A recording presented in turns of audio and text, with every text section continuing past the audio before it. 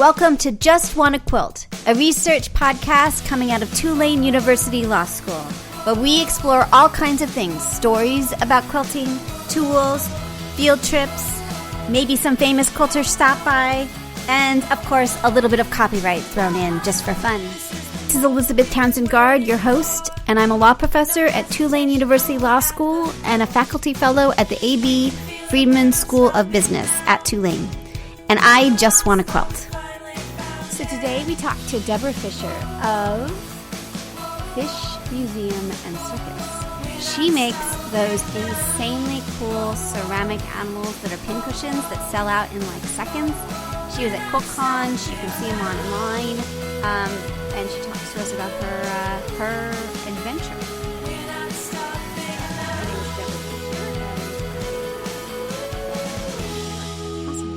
And what's your first memory of someone sewing we're going to go for about a half hour. That's the other question. So we'll go for about a half hour. What's your first memory of someone sewing or quilting in your life? My mother was always sewing. She had at that time it was called portable sewing machine, but of course it weighed a ton. And I'm a child of the 70s, so back in 1976, there was a kind of a big resurgence with the bicentennial. And right, hugely, right? That was a huge moment. Yeah. And I remember her sewing some costumes, and she did some quilting also. And I grew up with that. We had a room that had all kinds of stuff where you could make things, and it was good place to grow up for somebody who liked to make things. And when did you start making things? You make a lot of, we have a couple of things to talk about with you. We have your, I love it, your Fish Museum and Circus and all the cool things you do there. And then, is it Bright Hopes Collective? The Bright Hopes Collaborative Quilt Project. Right. Yeah. So tell me, have you always made things? Were you a kid that just loved to make stuff, or sort of, what was your journey to be where you are now? I always loved to make stuff.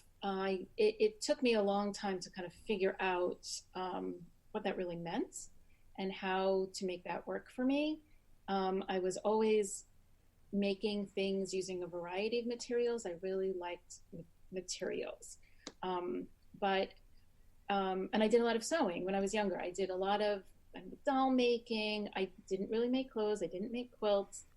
Just a lot of kind of odd things. Less about a specific technique and more just about the making of things. And I went to undergraduate, and I got a BFA in the fiber department, but much more kind of fine art related, really. And then I was doing that for a while, and I went to graduate school, and I got an MFA. And where did you go to grad school? I went to grad school at Cranbrook Academy of Art. And what made you decide to go to grad school? I was working for a while. I think it was maybe 6 or 7 years between undergraduate and graduate. Interesting. I was doing my own work, and the only way that I was really making any money at it, or I wasn't making any money at it really, I was working a lot of low-paying part-time jobs. Yeah. And I felt like I didn't have the confidence that I needed to go further in my work. And how was the BFA different? How was the MFA different than the BFA in terms of, I've done a lot of graduate work, so I'm curious, sort of, was it just more intense? Was it more focused? Like what did you gain from the MFA that you didn't get from the BFA? The BFA, there was so many more classes and just trying to find your way and what you were interested in. Whereas I feel like with the MFA, especially since I waited in between for the years where I was really developing my style and what I like to make, and what my voice was. And yeah. So you think like the BFA is much more of a broad spectrum of like drawing, photography, kind of general kind of classes, but you could really hone in on who you were in the MFA level. Is that what you're? I think so. I mean, by the time I got to the end of my BFA, Yeah.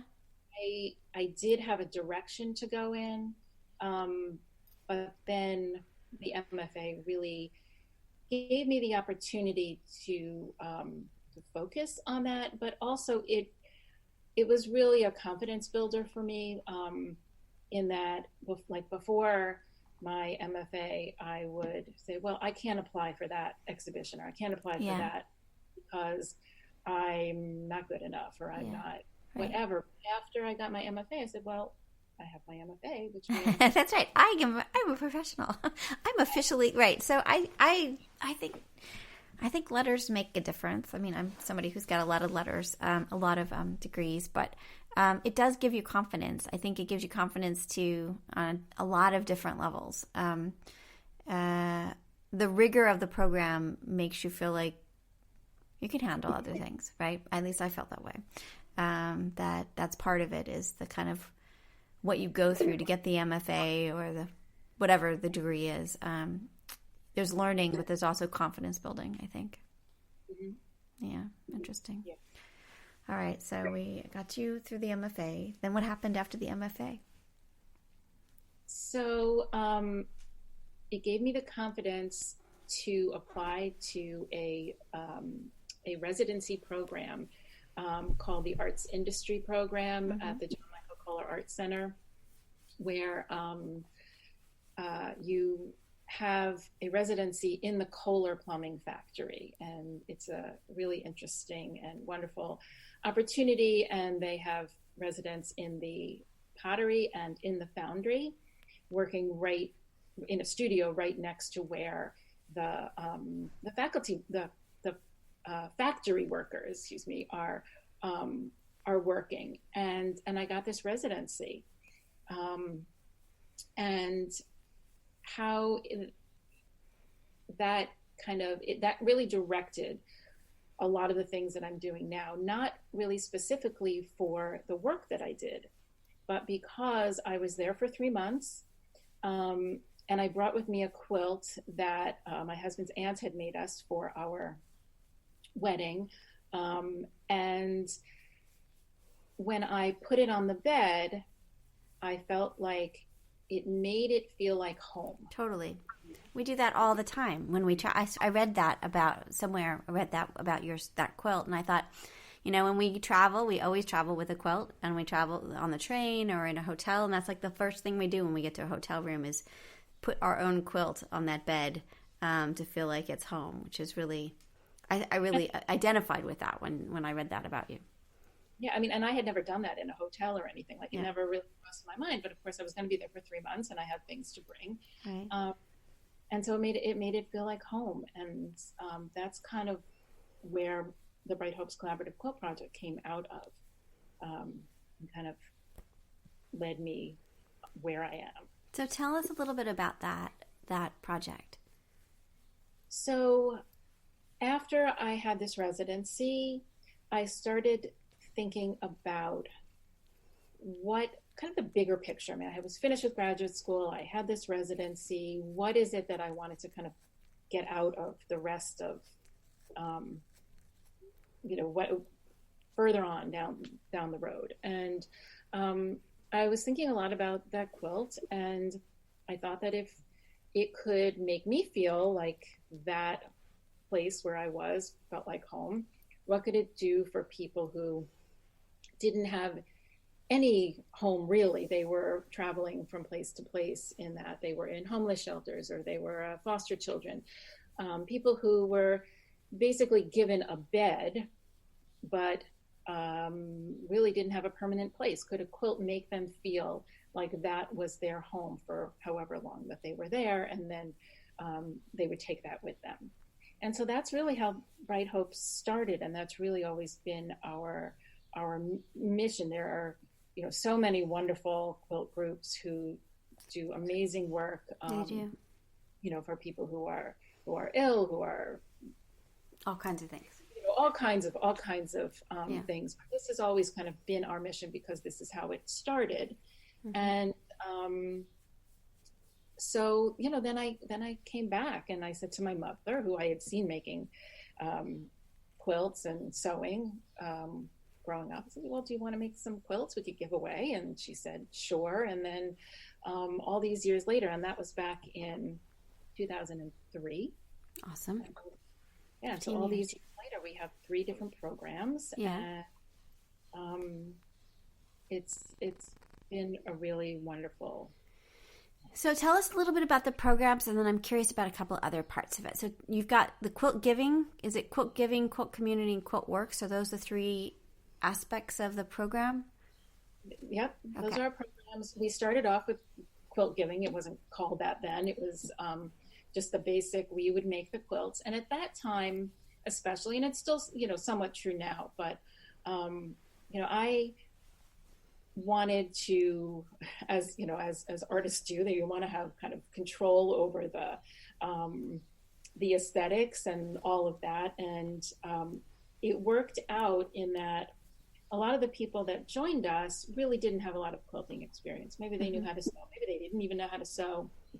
But I would design all the quilts and do little graph paper drawings, and then I would cut all the pieces. And so it was almost like a kit. It was like a one-of-a-kind kit. Right. And that, because at that time, that was a major part of my creative outlet. And so I wanted to have kind of control over these quilts and what they looked like, and because they were kind of going out into the world in my name in that way, because my name was attached to Bright Hopes. So I was doing all the quilt design, and we had people who were just sewing tops, and they really ended up liking that because it was it was just fun. It's like puzzles, right? We've been talking about this. Sometimes quilting is just like putting a puzzle together. Sometimes it's the creative process, and depends on what you want to be doing. So you were just giving them the puzzle pieces. They got to sew it and then give it back to you. Is that right? And they were, in my mind, I felt kind of bad because I felt like I was, trying to be in control of everything. Yeah. But once we started talking about it, I said, well, they ended up that they really did like that system, because it enabled them to be able to make the things and work with the group in a fun, low pressure situation, I guess. Totally. Do you still do that? We were talking about that you were making kits for them. Do you still do that? Do you still have kits that you give out? I do that in some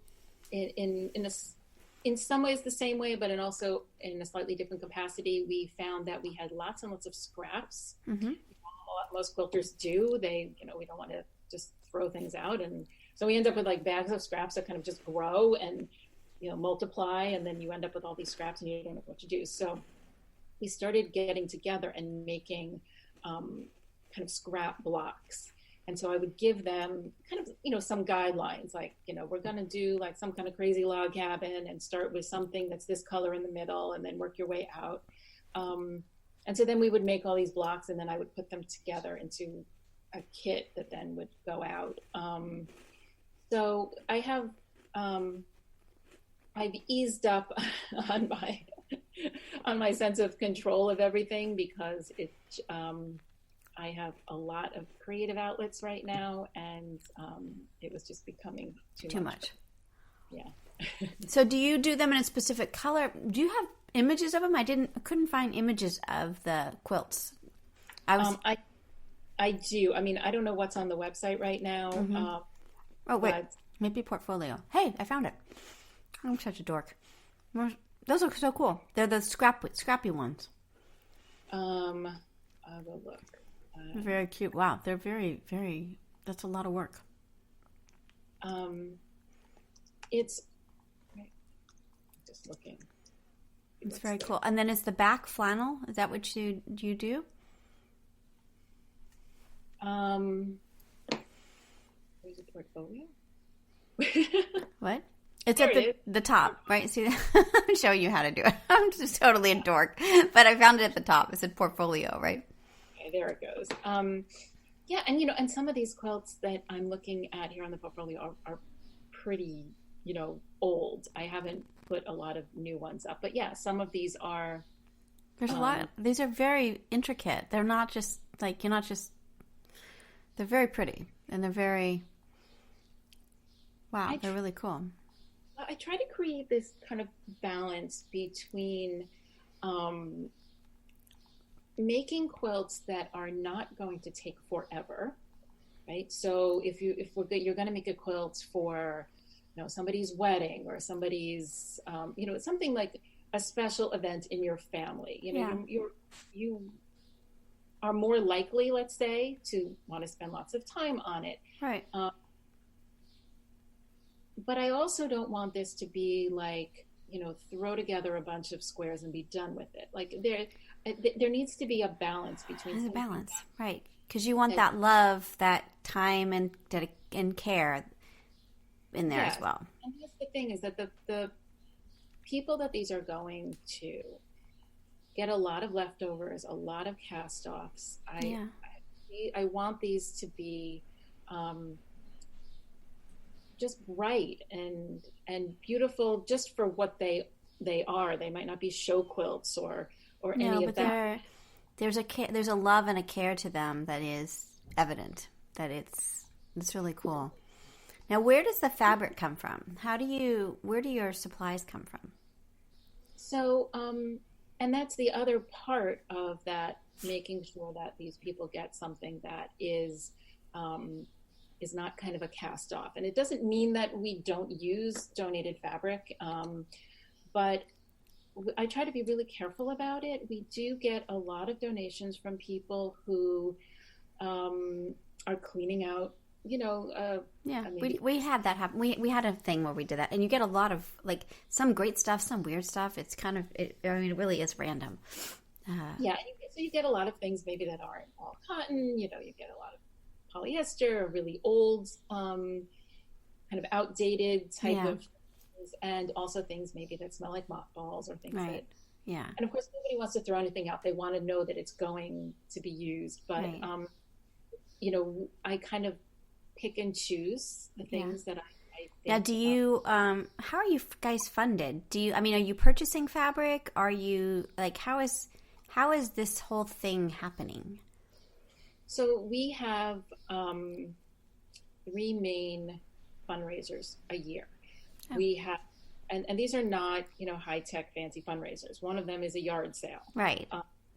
So we have this big yard sale, and the first weekend in May, and depending on the weather, we hopefully do pretty well. Near us, there is a yearly outdoor art show at a local gallery, mm-hmm. and they have been generous enough to have us there. It's very cool. A booth, and so we raffle. It's the only quilts per year that we don't actually. So you do a raffle. And how much are you, these are events, but they don't seem like they're going to, they're not going to bring in like $100,000 kind of thing. Like, do you have funding from other spaces, or do you, how does this all happen? Because we haven't talked about the other part. You have Quilt Community and Quilt Works, so we'll talk about that as well. But there's a lot, you're doing a lot. So it seems like you're fairly... So, we have an annual appeal. I would say, and I don't have the number, I'm not the financial person, have the numbers, but I would say our annual budget is like $12,000, give or take. Yeah, that seems about, and interesting. So people are volunteering, I would imagine. You're not paying people to work on, it can't be going to salary, right? No, so people are volunteers, and we have about 20, it's kind of a little bit of it shifts around that number, and what's happening in people's lives. And I get a stipend. Mm-hmm. The board voted, I don't know how many years, that I should get a stipend since I'm the one who's running. Your whole world is that's a lot, right? That's nice. That's very nice. It's very nice, because before that, all of this was volunteer on my part. It was also cost money because I get it. making money, in these fundraisers, I was paying for fabric. My Right. mother, who I started this with, was paying for fabric. Right. And so it's nice. We've kind of, over the years, we've gotten into a system where, I get a little stipend check every month to make sure that all the programs are running. Yeah. And we used to buy more fabric. We have gotten certain donations from fabric companies. If I go to, Quilt Market or Quilt Right. Con, wherever I am, and I'm meeting, over the years I've met people, and they are generous enough to They're send, generous. Yeah, they're generous. Barely in the stores, a box of fabric will show up at the door. It's very nice. So right now we have a pretty good stash of fabric. Mm-hmm. We buy the backings because you need a bigger piece, so we buy that, and we buy the batting. But other than that, our costs are pretty low. And how many quilts do you think you're making in the quilt giving? We haven't gotten to the other two, but how many quilts do you think you're making a year now with this program? Hard to say. I'm not a good record keeper, so we have photographs of every quilt, but It's very cool. I would say maybe 30 a year. 30 a year. That's cool. And then It's not a ton. I mean, compared to other groups, it's not a ton. But it's right. There's always the whole quality versus quantity thing, right? So, I think you do whatever you want to do. Now, where do the quilts go on quilt giving? How do you decide where they go? We've worked with different agencies over the years. It's hard to deal we don't actually get to see many of the people that we donate to because they go through different agencies. So right now we work mainly with an organization called Birthday Wishes, which does birthday parties for children who are in shelters. Oh. And we've developed a really nice relationship with them. Really cool. And we will give them quilts, and they will become birthday gifts for the kids in these shelters. We have done other type of things. We will hear about a foster child in the schools, and there will be a request, and so then that quilt will That's go. really cool. Person. I love it. It's over the years, it's just been a lot of Yeah. situations. I love it. All right, so tell us a little bit about quilt community, because we talked about quilt giving. That's that first part. Tell us about quilt community.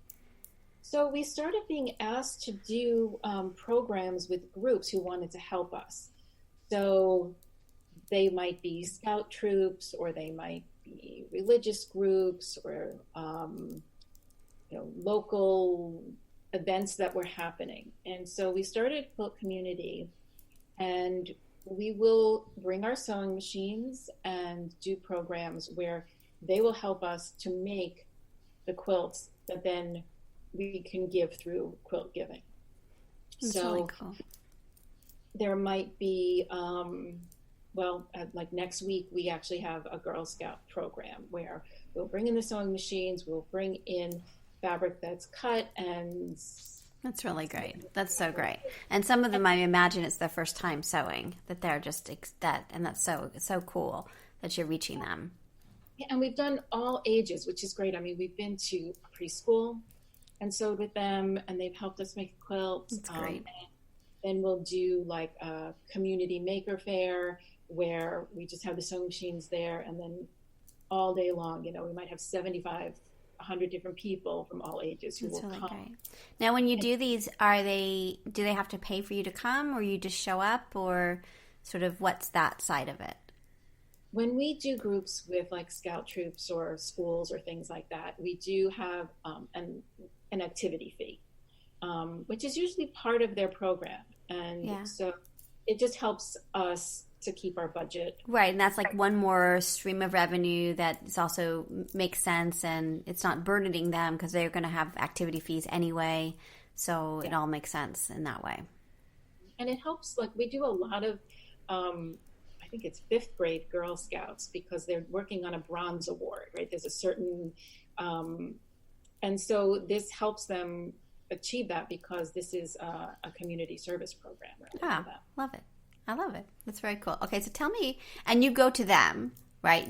Do you have a space that do you always go out to other people's spaces? Is that sort of the way the project works? We do. We don't have a permanent space. I mean, we'll have meetings at different people's houses. Yeah. When if we get together to sew and do those scrap blocks. Yeah. At somebody's house. Love it. Okay, so tell me, the third one is Quilt Works. And I think this one's really interesting. Yeah, so I started thinking that, if giving somebody a quilt could make their space feel like home, what if they could make their own quilt and to keep? Cool. And how would that impact them? Yeah. So about 10 years ago, we started kind of throwing this around, this idea, and I made up this whole program, which was actually a little harder to get off the ground than I thought it would be. A lot of these locations that we were looking into had, different policies, but anyway. There was just a lot of logistics to bringing sewing machines into spaces like shelters, group homes, temporary housing, that made it more logistically difficult. Is that what you're saying? Yes. And also, we needed a place where people were going to be there for more than just a few nights. Yeah, right. We needed certain kind of requirements to make it logistically possible. Because does it take them time to make the quilt? It's done over a series of sessions? It's done over a series of sessions. So we ended up that we spoke to the people at a place called Little Flower Children's Residence. That's here on Long Island. They have a lot of different programs in their whole organization of Little Flower. This is it's a children's residence where they have about 80 to 90-ish kids from age 8 to 18 at any given time. They have their own school, and there's a wide variety of reasons that the kids are there. And they were really happy to have us, and we have been there for the last 9.5 years. Oh, that's really cool. That's so great. We've developed the program and changed the program, learning as we learn more about the population of these kids and what they need. And we now do 2 sessions a year. We do a fall session and a spring session. We have only about 4 or 5 kids each time, because we have learned that one-on-one is really best for them, or even more of us than there are of them is really works best for everybody involved. Because they want the time? Because, like, why that ratio? They need the attention. Yeah, that it's part of the love. It's part of the process. Is that what you're saying?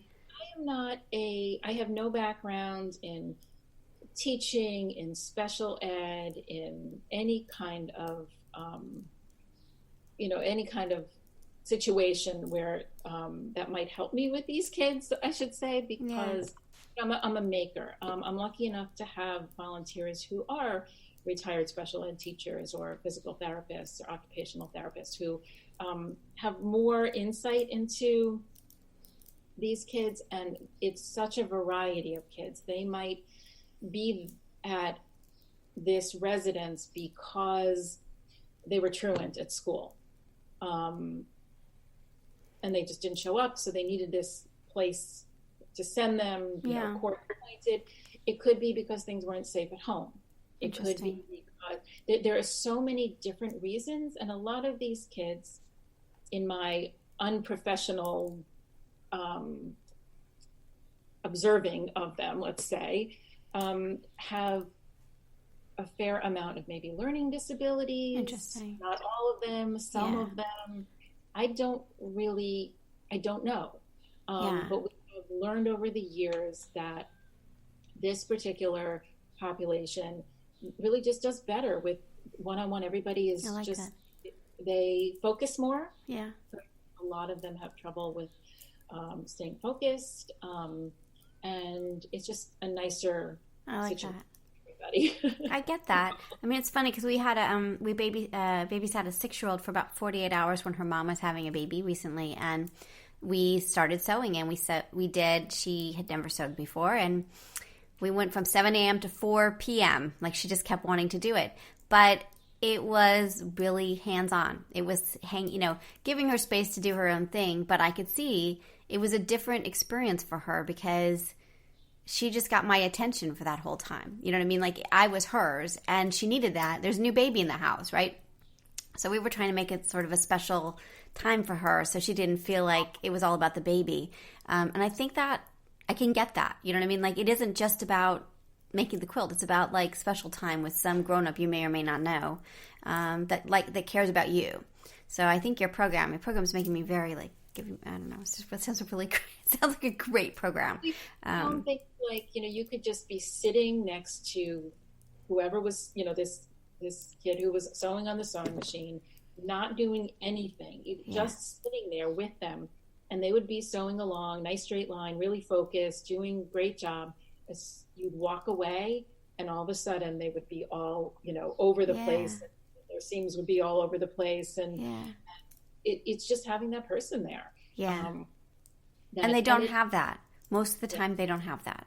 I mean, this kid does, but I'm just saying that, like, the population that you're working with, just having a grown-up sit and be still with them is a gift, I imagine. Yes. And this is a very good facility, caring staff, but, they don't get one-on-one. So that's very cool. I like it.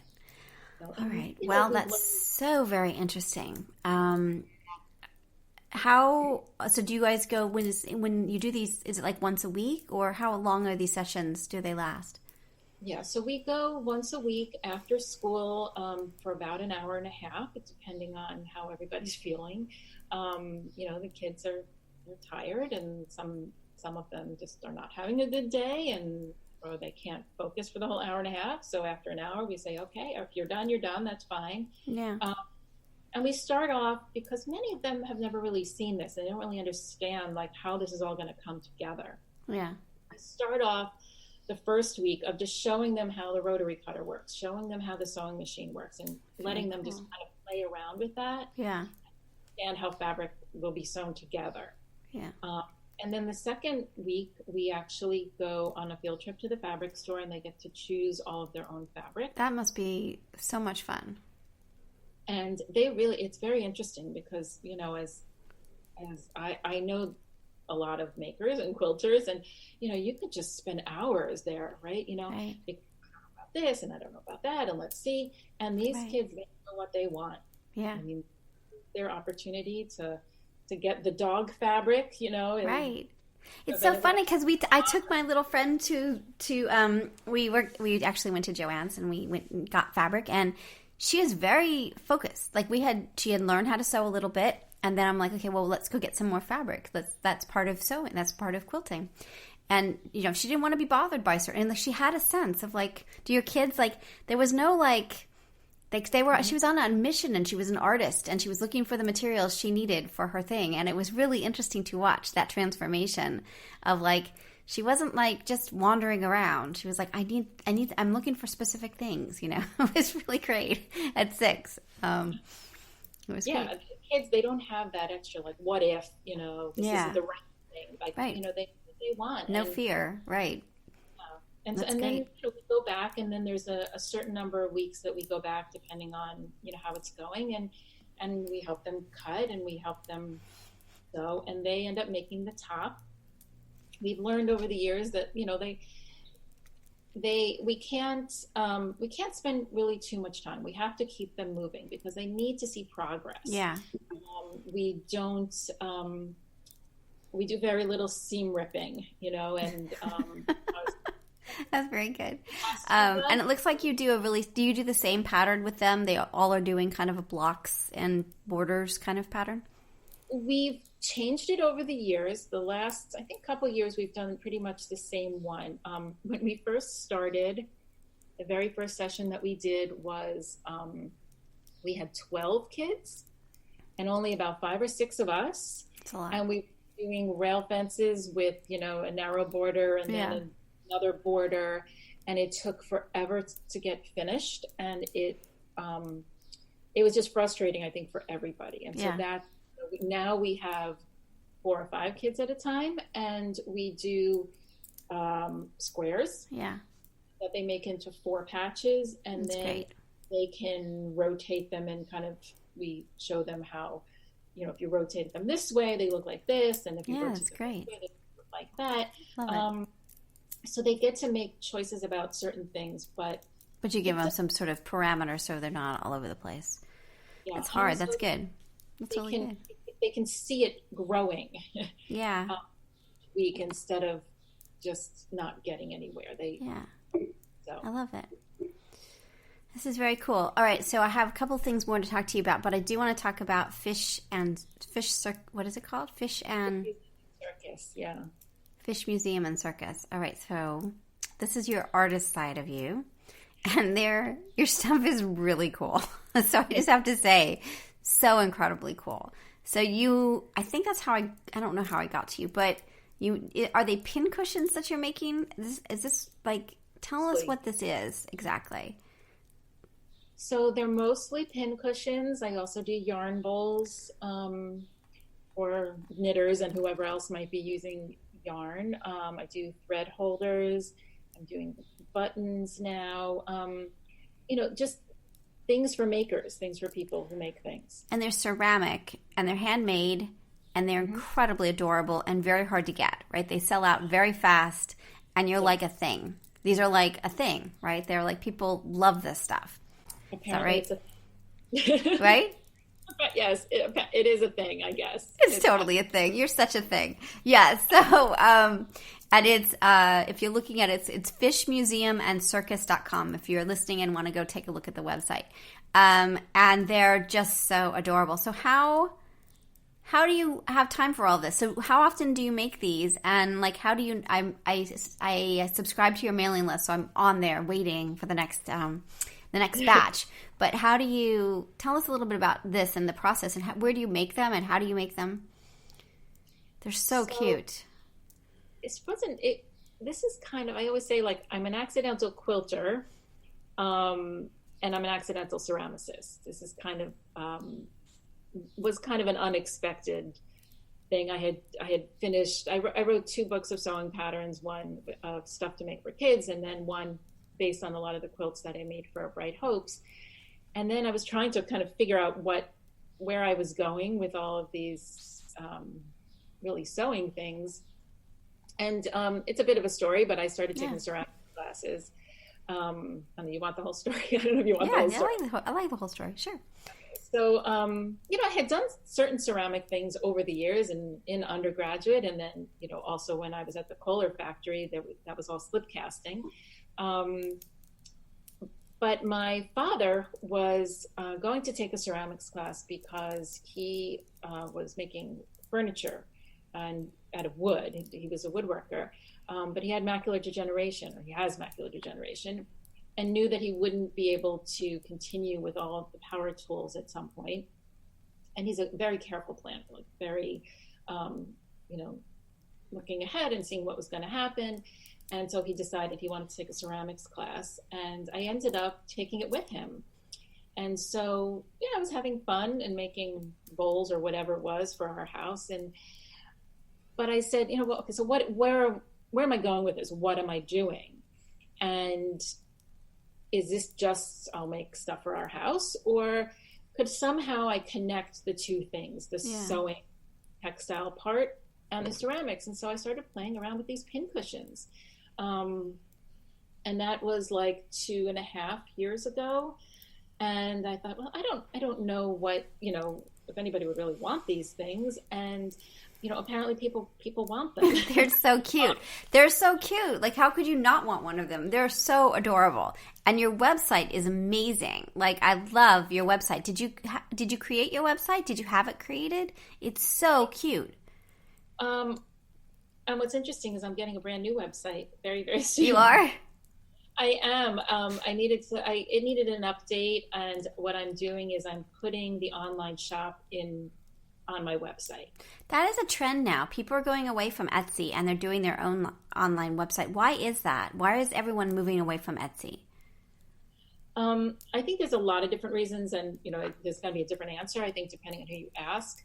But I think Etsy has changed a lot. Yeah.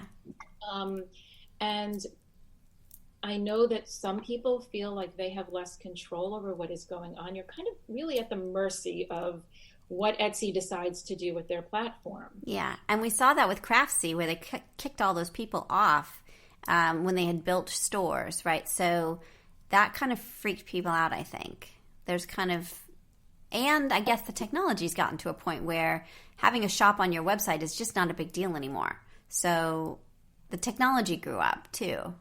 I mean, that's part of it, is that you don't have control. I think some of it is recognition. When you ask somebody maybe where they got something, if they're wearing a necklace or whatever it is, they'll say, I got it on Etsy. Mm-hmm. And then you say what shop, and they will have no idea. Yeah. And right. So they just think of it because the brand is Etsy, not your brand. So that doesn't really help you to build. Is that what you're saying? Yeah. That's really interesting. And so, I think Etsy is still wonderful. I don't have, it's not like I have a very specific, like, this happened on Etsy, so that's why I'm leaving Etsy. Right. It's really to have kind of a little bit more control over and put everything together for me in one. Yeah. Right. And there are so many kind of plugins that I can use to be able to customize what I need for my business. Right. Now, will you go with something like Shopify or Square? Like, have you decided what platform you're going to use for the shop? Yeah, it's Shopify. I mean, it's close to being done. That's so cool. That's really cool. I really wanted it done a few months ago, but I couldn't. My developer was ready, but I was extremely busy getting ready for QuiltCon, so I put off doing anything with that until now. Yes, QuiltCon. The thing, I mean, QuiltCon was my first year at QuiltCon, and it was extraordinarily fun and not as exhausting as Market and Festival, I have to say, because it doesn't go on for 12 days. But still, man, so many people, so much going on. It was fun.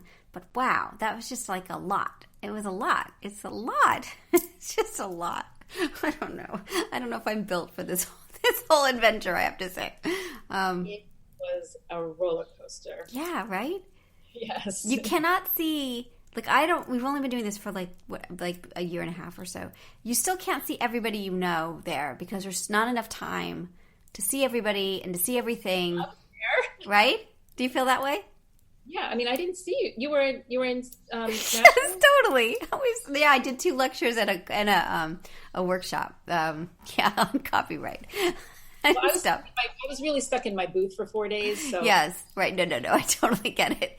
And I had people that were out and I brought a team because we can't get to everything. You think, okay, this isn't too bad. You walk in, it doesn't look too big, right? It is not like gargantuan, but you still can't get to everything.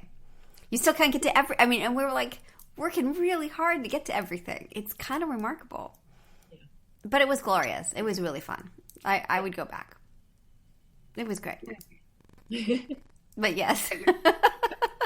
You were stuck in your booth. That's the other thing is we had a booth at Festival, and you kind of create your own little prison. So you can't leave your booth. So you can't go see other things because you have to stay in the booth, right? Yes. Although because I sold out pretty quickly of most everything. Uh-huh. On the last 2 days, I would just put a sign up in my booth. Yeah. That's, I'm pin cushions are sold out. This is what I've got left of my other stuff. I'm going out, to see the quilts and to visit the vendors. And I put my cell phone number on there. I said, just text me if you need anything. That. It's like gone fishing. I wouldn't go too far. I mean, I'd still be in the thing. Right. says, I want to buy, this thing. And I said, be right there. And I'd run back and it was fine. That's really great. And did you find that, is that a good place for you, the QuiltCon, in terms of, do you do other shows as well, or is QuiltCon your main show for the year? I do very few other things. I kind of launched the business even though I was started on Etsy a little bit before that, in Savannah.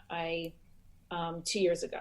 A QuiltCon in Savannah, for people listening, right? Yeah. So, let's see if this is really going to be something. Right. And then I'll do kind of more locally type things. I did Quilters Take Manhattan at one point. Yeah, that's for Quilt Alliance, right? Mm-hmm. Mm-hmm. And I did a little pop-up shop at Sotopia. Oh, I like Sotopia. Yeah, we've interviewed Amy a couple of times. We like Amy a lot. In Boston. Yeah, when they were in Boston. Very I did cool. that because it's not too far from me. I did a Brooklyn Quilters Guild. And to get ready for this, how long does it take? I mean, you're making these by hand, and making a lot of the stuff that you're doing. So to get ready for one of these shows, how long does it take to get ready for a show like that? Well, for the smaller shows, there's not as many people, and it's different. But for Nashville, it took me like 5 months of nonstop work, and I didn't put anything up online for sale. I had to kind of keep it all there. And then economically, is it worth it to be at these shows and to have that kind of sale, kind of like selling your merchandise in that space? Do I make more money than I would have made online? I don't really think so, just because I do sell out online also. Yeah. And people do ask me, like, well, if you sell so well online, why do you do that? And there's a couple of reasons. One of them is because then there's new people. I mean, there are people in Nashville. Right. You could. It's making you aware. Right. You got to grow the audience so that they know that they're there. Right. I also, it's a different experience when I'm selling online. I make stuff. I have to photograph them. I have to, list them. I have to do all of that stuff. But I don't really get to see them so much in an environment where when I do a show, it's like a little set. It's a stage set for them. Cool. Yes. It's another way of kind of trying something. It's your circus is on. You're taking your circus out in a quite lovely way. On the road. Which I imagine is also difficult because you don't want them breaking. That's got to be a lot to get them wherever you're going. Yeah, it's, bubble wrap. Bubble wrap is your friend. But the main reason, I think, or the most important reason for me is, especially at QuiltCon, people are so fantastic. Yeah. It's such an amazing... It is an amazing group. Community, an amazing group. At Savannah, when I was just kind of didn't know what was going to happen, and I ended up selling out at Savannah, people would come by, people I'd never met before, and say, "I'm so happy for you." Yeah. Like, how incredibly generous. I think I even heard about you selling out. Like, it's a thing. Like, they're like, she already sold out. Like, it was like, I was really interesting. Like, they are super supportive and so interested. And now let me ask you about, I have two more things. We're going to run out of time. We have 7 minutes before my law students show up. Intellectual property. Do you have any worries? Do you have any issues? Anything arise? These are individual things. I imagine you're not registering with the Copyright Office, but they're made by hand. Do you feel territorial about it? Like, any thoughts about intellectual property? I guess maybe I should. No, you don't have to. You're selling out. It's all good. Like, I don't know. I was so proud of myself that I actually figured out how to pay my sales tax this morning. Good job. Yeah. Right. I can't, I should say I can't worry about it because it would, now your brand is the Fish Circus Fish, I never get it. Fish Museum and, no, tell me what it is again. Museum and Circus, yeah. It's Fish Museum? And Circus. Yeah. And Circus. Now, any thoughts about trademarking it or protecting it in any way? I'm looking it up. No, it's so foreign to me. I mean, all of these things. That's what, okay, I'm a maker. I gotta just make stuff because and deal with the stuff that I have to deal with, like the taxes or whatever kinds of things like that. Fish Circus. Anyway. All right, let me turn off the recording. My students are late. It's good. All right, so after we turned off the recording, we talked about a bunch of stuff like trademark and other things, and it was super fun. So thanks again, Deborah, for coming to talk with us, and I can't wait to talk more. So you've been listening to Just Wanna Quilt, a research podcast coming out of Tulane University Law School, and I'm Elizabeth Townsend Gard. If you like this podcast, keep listening. Also, we have a Facebook group. Come join us. We talk about a lot of things. We also have an Instagram account. And of course, most importantly, I really hope you get a chance to quilt today.